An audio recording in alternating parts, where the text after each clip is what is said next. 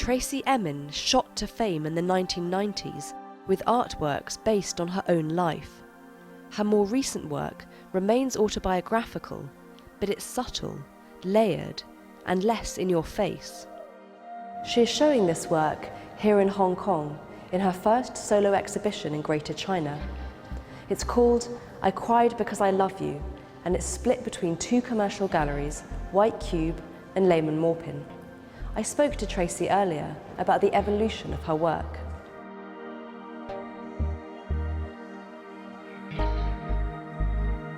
It seems to me a lot of your recent work is about love and loss, unrequited love. Would you describe yourself as a romantic? As I'm getting older, more and more romantic, because I don't have, not exactly Mills and Boon, but definitely in the high, like the most highest terms of literature, like from Wuthering Heights to, the Bronte sisters. I'm definitely well within that category now. That's where I live.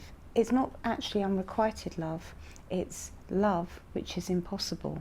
The thing about the stone, for example, that I married a stone, the stone loves me, but it's a stone. This is the piece that you've made where you married a stone in your garden in the But it wasn't art. I wasn't making art at all. I lost my ring, and I didn't lose my ring. I found a ring and I put it on my finger and I thought, oh, that looks really sweet. And then I realised I'd put it on my wedding finger, which is really bad luck. So I thought, oh, what can I do about this situation? So rather than throw the ring away, it was a very sweet ring, I thought, I know, I'll get married. What can I marry? And I thought, I know what I really love, the stone. I love the stone. Instead of getting all remorseful and thinking, oh God, I'm 53, radically single, pro-single in lots of ways, and how my life's unfolding and as I'm getting older. Without contriving it, I just turned it all around in a few seconds. And this is how my life is. This is how I deal with things. There's this impulse to, something happens in your life and that becomes a kind of, an impulse to turn that into work. Yeah, like a catalyst. Not cathartic, but a catalyst, for me to move on. So this catalyst to make work out of life, there seems to have been an evolution over the years towards something that's a little bit more kind of spiritual, subtle. Can you say a bit about how your kind of thinking around the idea of autobiography has changed? In the catalogue essay interview with Carl Friedman, I said to him, I want to disappear. He said, what do you want? And I said, I want to disappear. I'm really tired, so tired. The only way I can see a way for me to make my work go forward is finding a way of disappearing. But I'm kind of really devout. I have a vocation in what I do. I've never done anything else. And it's kind of 30 years now, and I've got another 30 years to get it right. When I was younger, making art, I was talented, but I was just like enjoying everything. I was coasting it all. I was enjoying being young. I was enjoying the spectacle, the fun of it all. And now, I want to learn to draw better. I've got to work harder at the painting. I want to be making really, really big bronzes. But I don't want to just send them off to some 3D CAD person and get them to make them for me. That's not art to me. I want to be doing it with my hands. I've got brilliant, strong hands. I want to be using them. I am an artist and I work with my heart and my soul and my emotions, and I really need that to come through. And I think maybe 20 years ago, that was kind of deemed as being slightly embarrassing. It's like Edvard Munch. You understand that he was really painting about jealousy. He was really painting about loss.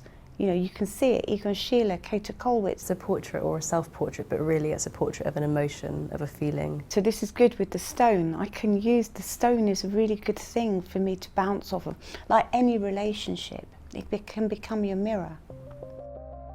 This new show has a lot of classical nudes, in a sense. It's a subject that dates way back to antiquity. Is there something that drew you to that now, and perhaps wanting to kind of revive or reclaim that tradition? Yeah, this, my flesh, my blood, my nature. So I realise that I'm happiest when I'm in nature. That's when I'm happiest. Really, really feel good within myself. So I'm in my studio in London, feeling really urbanised, hearing all the noise and everything of London and the chaos of my life. And I think, how can I get close to nature? I am nature. This is it. This was created exactly the same way as the world was created. I can use this. Other people painted a pretty woman. I'm not painting a pretty woman. I'm painting the inside. and then expressing it on the outside. So there's something very different about centuries of tradition of painting female nudes, of men painting female nudes for male viewers, Yeah. whereas this is a self-portrait. Yeah, well, a lot of them were painted for men to masturbate over, the ones that are really erotic. I'm not doing that. I have these Edwardian erotic photographs that I use, and there's reoccurring couples, and I try to collect them, and I just use them as a kind of template to work from. But of course, I paint myself, or I paint the stone, or I paint, you know, a lot of the stone pictures started off with an erotic image, and then it kind of disappears. I think they're actually more loving as well. But if I'd have carried on painting them, there would have been other layers. And they could have just completely disappeared and ended up being one person. So for me also there's the adventure of painting, to see where the actual painting is taking me. So there's lots of layers there, there's painting and overpainting and sort of half obliterating what's behind. Yeah, and there's the emotion of the painting as well. How long does it take you, if you can say in general, to make a painting? Some of the paintings here I started in 2010, and there's one painting here that I started in 2007. And I finished it in September, that one. So you left it for a bit and then came back to it? Yeah, I might leave it for 5 years, because that's a good thing. If there's something I really like about it, it's much better that I leave it, because otherwise I know I'm probably going to destroy it and then have to start all over again. The paintings, when you see them, they look very fresh and just kind of quite vital, but they're not. How do you feel about exhibiting here in China? Did you have to make different decisions about what to show than you might have done otherwise? I wouldn't have shown here if I had to censor my work. And I said, you know, people in China don't make love any differently from people in London.